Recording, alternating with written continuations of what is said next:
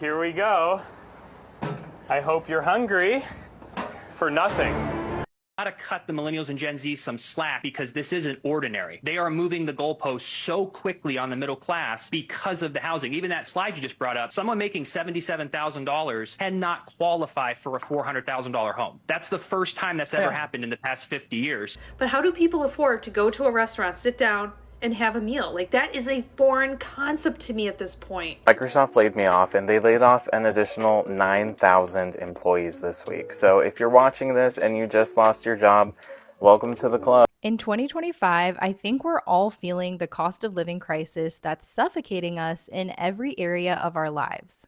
Grocery prices are through the roof. Home and auto insurance have all increased recently. Childcare is outrageously expensive, and rent will cost you an arm, a leg, and one eye essentially at this point. And don't even get me started on the thought of purchasing a home. That goal is way out of reach for pretty much everyone in my generation and Gen Z. And this kind of ties into my recent video on credit card debt. In that video, I was pointing out people who were doom spending and living above their means. But in today's video, we're just talking about normal people trying to live a regular life. It is really concerning to see the people around me struggling to afford the basic necessities: childcare, rent, and groceries. So let's just get right into these clips. I feel like these videos exemplify what a lot of Americans are going through right now, and not just Americans. People all around the world are feeling this pressure. Living in America in 2025 feels like you're trying to breathe while someone's hand is over your mouth, and they're charging you rent for it. As soon as you get paid, it's gone. You buy groceries, and the bags are lighter. You fill your tank and the needle mocks you. Food's up, rent's up, insurance, utilities, coffee. I mean, even your damn toothpaste is up. Everything's up. Except the paycheck. Oh, and everything's also smaller. Shrinkflation? Yeah, that's the way they rob you while smiling in your face. You're not imagining it. The box is smaller. The portions are skimpier.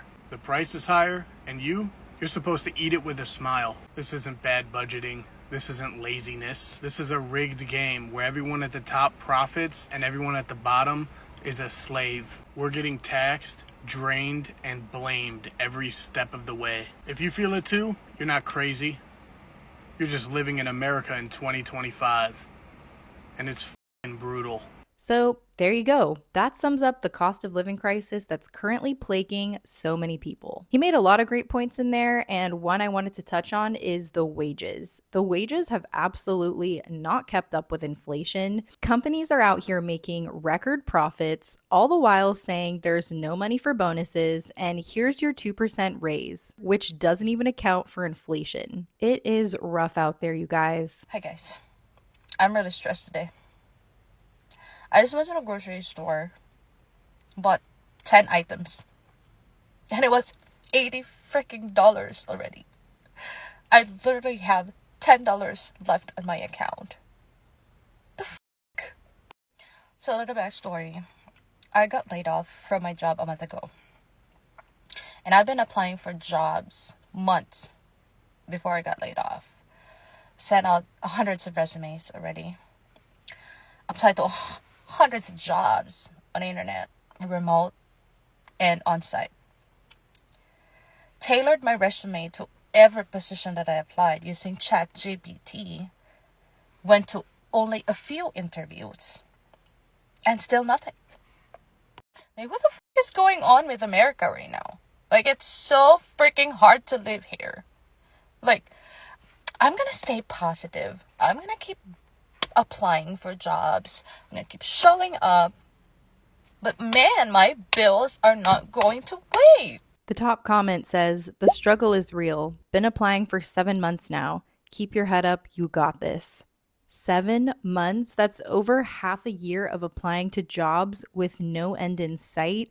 That is demoralizing. Someone else commented, "As a single mom in the SF Bay Area, I can't even afford a place for my son and I. I'm lucky to have my parents' support, but they won't be around to help forever. If you don't have the support of family or friends, it is really tough. I will say the Bay Area in California is outrageously expensive. I think the median home price there is like $1.5 million. So she's probably only living there because she has family, but if she didn't, I'm assuming she would have to move to a lower cost of living city. And the layoffs are on the rise, along with the girl that I just showed in that clip. That brings me to my next clip of a Microsoft employee who was one of the unlucky 9,000 workers who got laid off early in July. Microsoft laid me off, and they laid off an additional 9,000 employees this week. So if you're watching this and you just lost your job, welcome to the club. The tech job market has been terrible for years, and it's continuing to get worse because these companies are only caring about money and not supporting the people who have been literally making them who they are. Losing your job is scary, and this job market is scary, but honestly, I've never been happier since losing my job at Microsoft because I honestly didn't realize how much it was driving up my anxiety and depression. Even though I haven't been able to find a job in over a year, and I'm giving up my independence in Seattle and moving to a whole different state to move in with my dad, I've still been able to pursue the things I've always wanted to do, like be creative and make content. I would have never made a leap of faith like this, so I'm kind of glad I was forced to pursue my passions. My life isn't worth wasting in a place where I'm not supported and bringing me down constantly, and now I feel like I'm free and I can finally breathe. Don't be afraid to let yourself heal and stay away from LinkedIn. There is absolutely no company loyalty anymore. Gone are the days of working 30 plus years for one company that would then take care of you and then let you retire at the end of your successful career. In today's day and age, you pretty much have to job hop every 2 to 3 years since raises are so pitiful. This is just the nature of the 2025 job market, and it's such a shame that these companies put their profits before their people. Meanwhile, the CEOs of these companies are just raking in the cash. According to the Economic Policy Institute, in 2023, CEOs earned 290 times the salary of an average worker. To put this into perspective, in 1965, CEOs' compensation was only 21 times that of a typical employee. So these companies are essentially thriving. They're making record profits, and their CEOs are raking in 300 times more than the average worker. But the employees get 2% raises or laid off. Something has got to give because this is absolutely not sustainable. One of the comments says, "The crazy part is that revenue is up. They're making more money than ever." Another person writes, "AI is a smokescreen hiding overseas remote workers."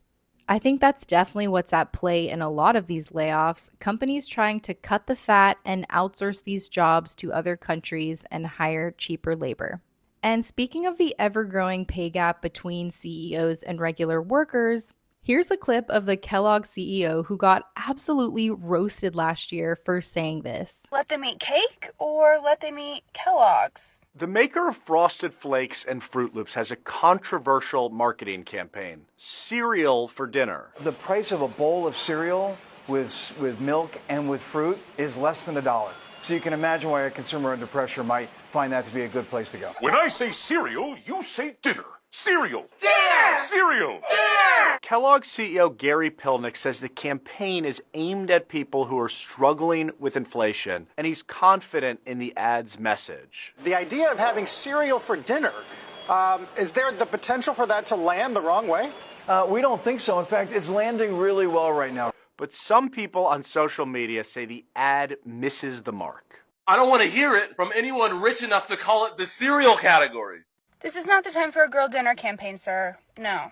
He's not only managed to insult low-income families, but to push Kellogg cereal in one sentence. God, there was something so insidious about watching that cereal ad where the kids were screaming cereal dinner. That's just so sad. Have we really gotten to that point? Is that really where we're at in society? I guess the most logical solution for families that are struggling right now with the cost of living and inflation is to just eat cereal for dinner. We can take a look at some of the comments here and the absolute outrage this caused. Less than $1? Where? How? I'll never buy Kellogg's again. No consideration for simply lowering prices on Kellogg products? Someone else writes, and what is the CEO eating for dinner? So while the Kellogg CEO is telling Americans to eat cereal for dinner and feed that to their families, he's raking in an annual base salary of $1 million and more than $4 million in incentives.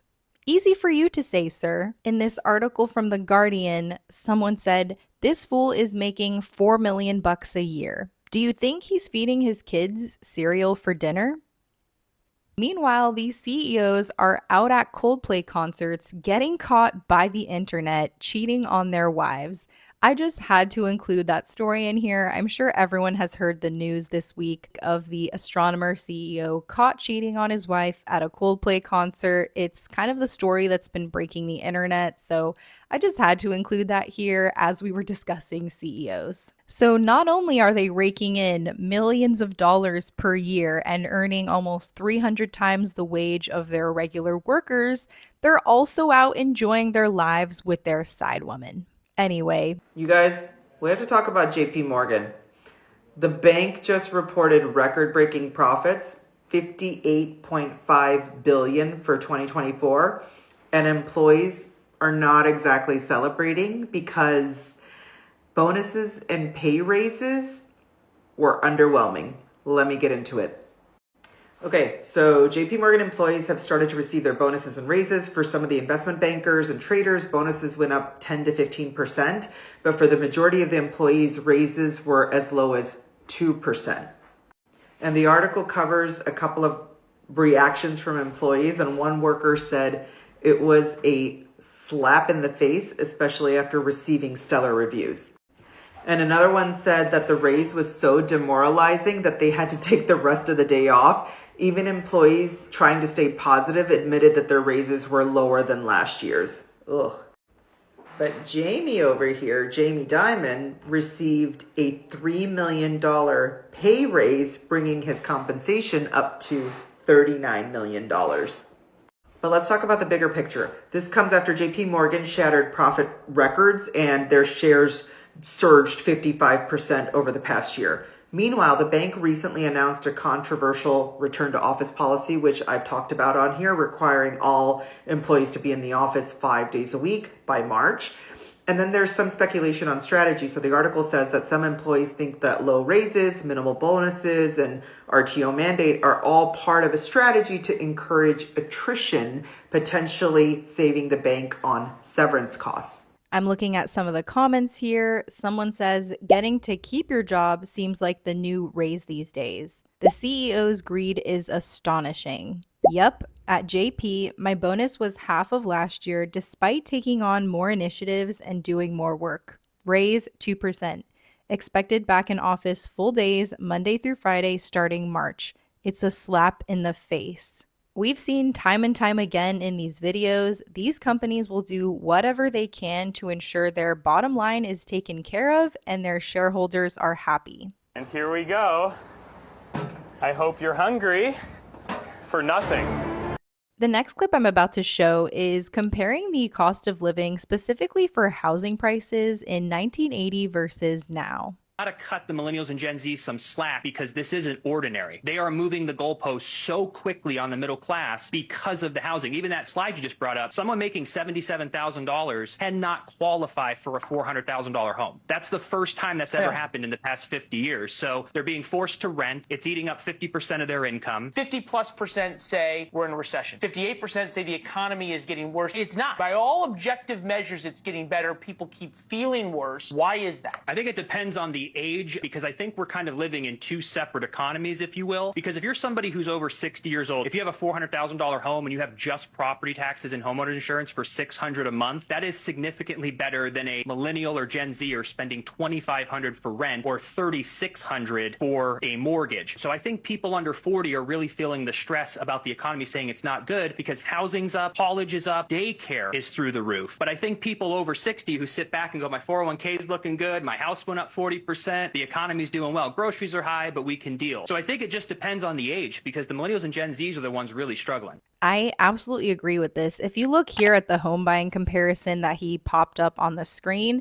in 1980, the average home price was 47K and the median household income was 22K. So a home was about double the price of somebody's income. Now, if you look in 2024, the average home price is 420K and the median household income is 77K. That average home price is about 6 times the median household income. So it's no wonder why no one can afford a house these days. I am someone who was told when I was growing up that I could live the American dream, go to college, get a good job, get married, buy a house. But how are we supposed to do any of that when the average price of a house is almost 7 times our median salary and the salaries are stagnating? I personally am 29 and I live at home with my family, and I know the cost of living is higher here than other states, but the only reason I'm here is because I get to live with them. If I didn't have family to rely on, you best believe I would be living somewhere with a cheaper cost of living. But even those cheaper places are getting expensive because people that live in high cost of living areas are really feeling the strain right now and are moving to lower cost of living areas, and that's driving up the price there too. I am so grateful that my parents are allowing me to live with them still and save money, but as of right now, there's really no end in sight. I'm not sure when I'm going to be able to move out because the cost of living has gone up so exponentially. And I know a lot of people that are in my same situation. So this is what's scary about the cost of living crisis in this country. This lady's spending $1,700 a month to live in an apartment in West Virginia. Historically, a very low cost of living place. I've never heard someone go, man, I got to get out of West Virginia. These prices... Like, what? What are you talking about? Where do you go that's cheaper than West Virginia? That's as cheap as it gets in the United States. Still, $200 student loan, $400 car loan. Can't find a job that pays more than $20 an hour. So they're paying big city rent prices without big city wages, putting off having kids, and won't even think about a house. Guys, this is not good for society, right? I know, again, I want to really hammer this home to the boomers and older Gen X that really are out of touch with this. Because again, I'm an asset holder. This stuff is technically good for me, but I don't want to live in a world where young people can't start a family and own homes. You know why? Because that's a societal collapse. I don't want to live in some weird third world wealth inequality type of country where there's slums and then $1 million houses right next door. That's a weird place to live. And I don't like it. I really appreciate this gentleman for telling it like it is and having empathy for us younger generations. You will hear a lot of older generations saying, no one wants to work anymore. And when I was your age, I had to pull myself up by my bootstraps. And why don't you go to these employers and drop off your resumes? It is a completely different world nowadays. That stuff does not work anymore. So it's just nice to feel like we're not crazy and we actually are really struggling. And at the rate we're going, I simply don't see things getting better anytime soon. As we've seen in earlier clips, the wealth gap just keeps on growing. And soon we are going to be at a point where there are either slums or $1 million homes, and that's going to be the norm. And that is a really scary thought. Some of the comments here say, thank you for speaking out. The amount of boomers who think we're being dramatic is insane. My son's apartment is $1,600 for a 1-bedroom. We live in Williamsburg, Virginia. It's insane. Wages are stagnant. Wow, this one's crazy. We've got $125,000 for a down payment and still can't find a house in our budget. We live in a small town. Homes that were $250,000 in 2020 are now $540,000. Wages haven't gone up at all. That is so concerning to read. If you're in a small town and you have a huge down payment like that and you can't even afford a house, we're cooked. That just goes to show how ridiculously unaffordable housing is right now. Serious question, how are people affording anything in 2025? I'm having surgery in 2 weeks on my neck, so I was told to get certain types of shirts so it wouldn't bother the area. I go to Goodwill. I'm looking at prices, $9.99 for used shirts that are of no brand of value at all anywhere. Maybe it was Target. I don't even know. I probably could go to Target and get it for brand new for the same price at this point. I don't know. But seriously, how is it that I have just gotten priced out of a thrift store? Not only that, cannot remember the last time I actually went out and had a meal in a restaurant. We do not order out. We don't even get pizza because we're trying to save everything for 2025 with all of my health stuff. I am so sick of my own fucking cooking. You have no idea. I'm a bad cook. And I am so freaking tired of my own food.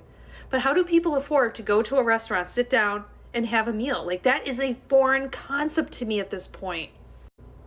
And I can't even remember the last time I went and saw a movie in a theater. I can't even afford to rent them on demand. I will show you what I do. This is what I do. I have an enormous DVD collection. And this is all I can afford, because I will get these at the thrift stores. Cheap as shit. To be honest with you, I feel like I'm 20 years old again and I'm living pennies to pennies and can't afford dick anymore. How are people doing this? I can relate. Goodwill is such a ripoff. I go in there and try to get a shirt, like she said, and it's $10 for an old, stained, used shirt. Meanwhile, I just walked into Aerie yesterday and found this shirt for $5, so much cheaper than a Goodwill. Pretty much all of my clothes and some of my furniture and other things that I have is thrifted or from Facebook Marketplace. 1, it's cheaper, and 2, it's better for the environment. I have a few thrift stores in my area that are small, like mom and pop type thrift stores that I shop at, and their prices are pretty reasonable compared to the bigger Goodwills. However, even at some of these smaller mom and pop thrift stores, I have seen prices increase, and sometimes it's sadly cheaper to buy things new. It really compares to that confusion you get when you're working a job with people, y'all doing the same job, making around the same money, but here they come with brand new cars, just got a new house, keep having babies, and you trying to figure out where your next meal coming from. Like, yeah, I had to go put a down payment and buy a 2008 Ford Fusion. And you coming here with a brand new Beamer? That don't, wait a second. Wait a second, you having another baby? How many you got? 4. I can barely take care of myself on this money, bro. We making little money. Little money, and your wife don't work. So how are you taking care of a family of 5 with $40,000? I know I ain't making shit. I know you ain't making shit.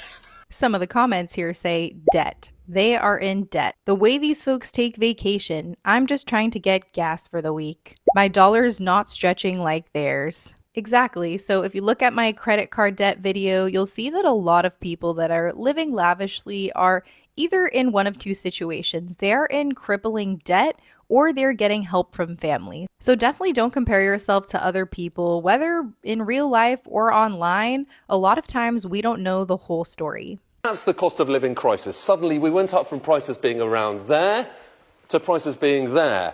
And you don't really see that in this data, okay? Because inflation is really just measuring the difference between that and that. And if you look at those 2 lines, you're talking about a 2.3% change. That's the number we're talking about today. But for a lot of people, it's not about that. It's about the difference between this and that. And when you look at the difference between this and that, that's 20%. And I think that's the dichotomy here between these inflation numbers where it looks normal and this, which is really not normal at all. There you go. We are not complaining about the 2.3% inflation or 2.7% inflation or whatever it is. We're complaining about the costs that have increased since the pandemic. Things have gotten just way out of hand and so unaffordable, and people are really feeling the brunt of it right now. Cost of housing is astronomical, but what happened in the past 4 years is the problem. Check out the difference between 1995 to 2019 to 2023. So the complaining from us millennials started probably 2020, but this is why. So in 1995, the average house was $130,000. You put down 20%, that's $26,000. The interest rates were 7.8% back in 1995, and your principal and mortgage would be around $753. Now I'm going to save the average incomes for last. Now, 2019, $260,000. Not bad over 25 years. It only doubled. So the down payment would be $52,000, and there was only a 4% interest rate. So the monthly payment for principal and interest was $993. So this difference was not bad at all. Here's where the jump happens. This is what, okay, 2023, the average home jumped to $419,000. The down payment would be $84,000. The interest rate was similar to 95, which is 7.24%, but that would leave you with a monthly payment of $2,283. Now let's go with the average incomes. In 1995, it was $29,000. In 2019, it was $56,000. In 2023, it is still $56,000. So in 1995, 31% of your income could be used for housing. You could get it into a house. In 2019, it was only 21% of your income. In 2023, it is 49% of your income, plus the cost of living, plus the cost of groceries. So the past 4 years is the problem. This is why millennials and first-time homebuyers are complaining now, because the disparity between 95 and 2019 over 25 years was not that big of a deal. It was moving like it was supposed to. And this was 2 years ago, and it's 2025 now, so it's even worse now. I'm pretty sure I've seen somewhere that you're only supposed to spend about 30% or less of your income on housing. So how are we supposed to be spending 50% or more of our income on housing and expected to save money and buy a home? The world has drastically changed in such a short amount of time since the pandemic. People who bought homes during the pandemic when interest rates were super low and it was very cheap to borrow a lot of money are simply just going to sit tight with their great mortgage payments. And anyone else who didn't buy during the pandemic is essentially priced out of the housing market. I wish I would have been able to buy a home during COVID, but I had actually just graduated college around that time and I had $0 to my name, so that absolutely wasn't happening. But now that it's 2025, I am definitely just priced out of this housing market. But even if you did buy a home during the pandemic, a lot of folks moved out of the big cities and moved to cheaper states, and now they're being told they need to return to the office and they are essentially stuck in their home and really don't have anywhere to go. So they can either stay put in their home and try to find a new job in this absolutely terrible labor market, or they can sell their home, move back to the city, and rent a place and return to the office. Neither two options are really that great. So I know everybody is feeling this, but how are we doing this? I am in my 30s. I have my master's in business administration. My husband is an engineer. We should be making great money and be golden when it comes to money, right? That's what I was raised thinking. And instead, just like everybody else, we are living paycheck to paycheck. Like, it is so hard. We have a house. We were lucky enough to get a house. I know a lot of people can't do that and haven't had that opportunity.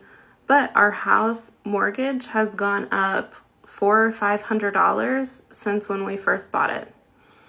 Property taxes, they just keep going up and up. So with that, our mortgage just keeps climbing too. We have 2 kids.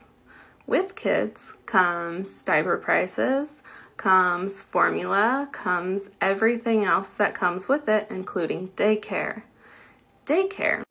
We were able to find a daycare that's actually pretty inexpensive compared to a lot of other daycares. And even with that, it is still costing more than our mortgage does every month. I'm just so tired. And I know everybody is in the same boat too. Prices are going up for literally everything. Everything. But when it comes to pay, our paychecks will go up, a couple %, but nothing compared to inflation on everything. I just don't understand how we keep doing it. And where's the breaking point? Where does that come in? When do things turn around? Because there's no end in sight. Everything that the government has put forth lately is only going to make things more expensive for us in the long run. And again, I say this knowing that we are still very privileged. We still have a lot of things that other people do not, but it's still just such a struggle. You know, we're given this promise basically when we're younger that if you get the degree and you do this and do that right, then like you'll be set, you'll be golden when it comes to money and not have to worry about it. And then to grow up and face the fact that all of that's bullshit. Like, they fed it into being such a lie and such a trap, basically, that everybody is just buried in different student loans. Everybody is buried in different kinds of debt that we'll never get out of, that they promised us would create a safe and happy, thriving future. None of it's there. So imagine having an MBA and having a husband that's an engineer and still not being able to afford life. Someone commented, "Did you do an adjustable rate mortgage?" The creator commented back, "No, it's fixed. It's just the property tax and escrow that adjusts and increases." This just goes to show how unaffordable housing really is. You think you're set with your fixed rate mortgage, and then you get a $500 or $600 increase on your property taxes every month. That is a debilitating amount of money. And on top of that, insurance companies are now increasing their premiums or completely pulling out of states altogether because of the increase in natural disasters. So the idea of home ownership for Americans is pretty much completely out of the question. I feel like the real cost of living crisis scam that no one is talking about is, why is everything a freaking subscription? You used to be able to buy a laptop and it would have Office Suite on it, and now you can pay $16 a month for Office Suite. Oh, you want to listen to some music? Pay for it monthly. Yeah, I get we used to pay for songs somewhat. We used to listen to the radio too.